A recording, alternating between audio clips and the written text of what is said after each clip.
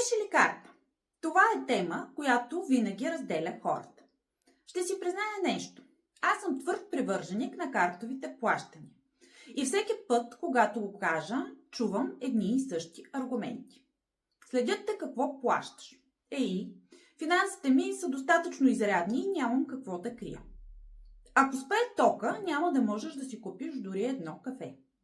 Ако спре тока, така или иначе няма да мога да си купя кафе, защото кафе-машината също работи на ток, както и повечето фискални системи. Търговецът плаща такса. Да, плаща. Само че търговецът е калкулирал тази такса, както и всичките си останали разходи в цената на стоката. За мен истината е една. Плащането с карта е по-лесно, по-бързо и по-удобно.